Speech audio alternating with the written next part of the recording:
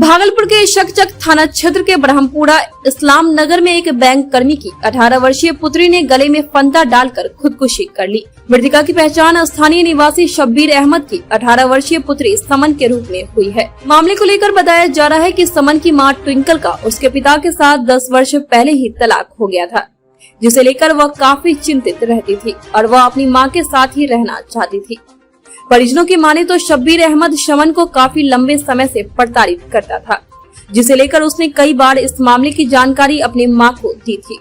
शब्बीर अहमद अपनी पुत्री शमन को अपनी मां से मिलने नहीं देता था। वही मृतका शमन की मां ट्विंकल ने इस घटना का सीधा आरोप शमन के पिता शब्बीर अहमद पर लगाते हुए कहा कि 10 वर्ष बीत गए पर मृतका शमन के पिता ने एक भी दिन बच्चों से मुझे और मेरे परिवार वालों से मिलने नहीं दिया।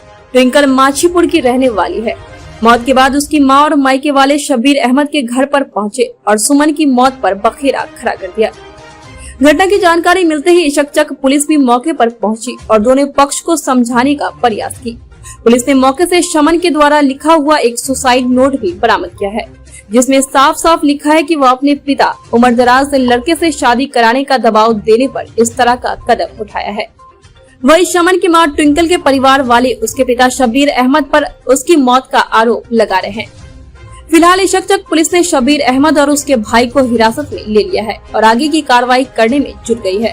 पर गया वहाँ पर जब मैंने सुसाइड नोट अपने हाथ में लिया और जब वो पढ़ने लगा, उस सुसाइड नोट में इतना दर्द था कि आप जब जाएंगे और थाने में जाकर के सुसाइड नोट पढ़ेंगे तो आपसे पढ़ा नहीं जाएगा। उसने साफ साफ अपने सुसाइड नोट में लिखा है कि मैं बिल्कुल खुश नहीं थी पापा, और आप लोग मेरे साथ ऐसा बर्ताव करते थे, एक जालिम जिस तरह बर्ताव करता है उस तरह से आप लोग मेरे साथ बर्ताव। एक मिस्टर जावेद है, कोई अंकल है, वो भी उनके फादर के साथ मिलकर उनको टॉर्चर करते थे, ठीक है, जिसने सुसाइड किया लड़के ने, समझ ने, उसने अपने सुसाइड नोट में मेंशन किया इस बात को कि मिस्टर जावेद और मेरे पापा दोनों टॉर्चर करते थे, और यहाँ तक लिखा है कि जब मैं मर जाऊँ तो मेरी मैयत पर भी मेरे फादर और ये दोनों लोग नहीं आने चाहिए। और इतना डर था सुसाइड नोट में। आप जब पढ़ेंगे, मैं जब पढ़ने लगा तो मुझसे पूरा पढ़ा नहीं गया।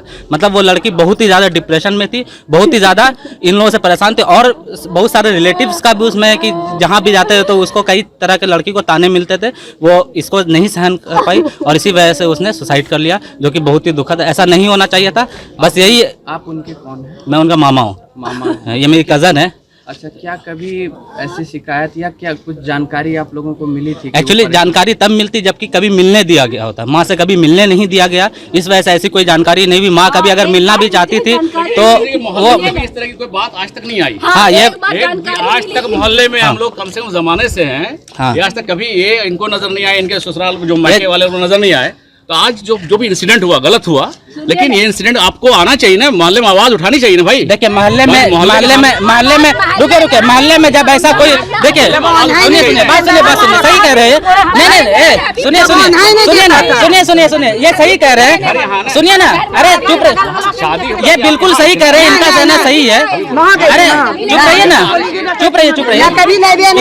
इनका कहना बिल्कुल सही है कि मोहल्ले में आज तक कोई भी ऐसा मामला नहीं आया, मगर बहुत ही दुखद बात है कि ऐसी घटना हुई है। जाहिर सी बात है कि लड़की के साथ बहुत ज्यादा जुल्म हुआ होगा, तभी ऐसी घटना हुई है। आप ये सोचिए, आप ऐसे मोहल्ले में रह रहे हो जहाँ के आज तक कभी भी वर्तमान में ऐसा कोई घटना नहीं हुआ है, मगर आज अगर हो जाता है तो जाहिर सी बात है कि लड़की उस चीज को नहीं सह पाई जो उसके साथ बर्ताव हो रहा था, जो टॉर्चर कर रहे थे उसको, इसी वजह से। जाने देते, घूमने मम्मी से मिलने देते थे।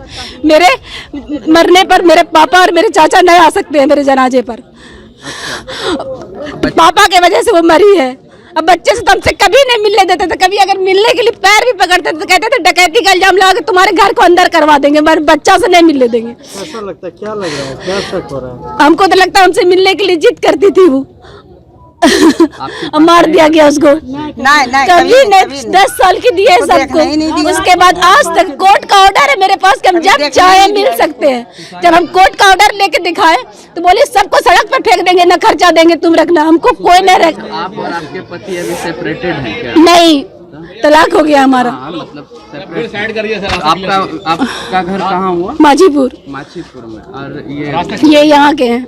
बच्ची अभी पिता के पास ही? हाँ, बहुत दिन से रह रही है, कभी नहीं दिखने दिया हमको। इतना हम रिक्वेस्ट करते थे, हमको बच्चा को एक बार दिखा दीजिए। माँ से मिलने नहीं देखे, कभी झलक भी नहीं देखे उसका एक झलक। क्या नाम है बच्ची का? जो मर गई, समन नाम है।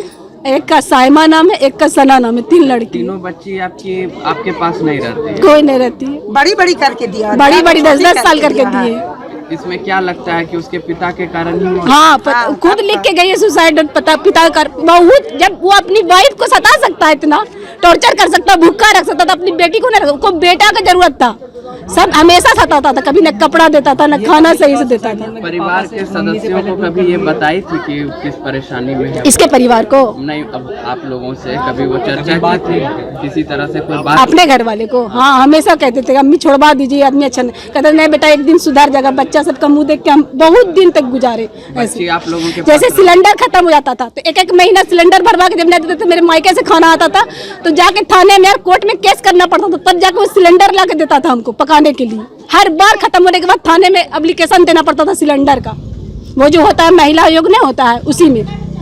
आप लोगों के पास रहना चाहती थी बच्ची? हाँ। रहती थी बच्ची मेरे साथ, मगर जब खर्चा ही नहीं देने लगे तो हम बोलेगा कि आप ले लीजिए, जब खर्चा नहीं दीजिएगा तो अब मिलने दीजिएगा हमको। क्या पढ़ाई कर रही थी? हाँ, सब पढ़ाई कर रही थी। कौन से क्लास में? ये सब तो हम कभी मिलवे नहीं किए, तो हमको क्या पता कौन सी क्लास में करते।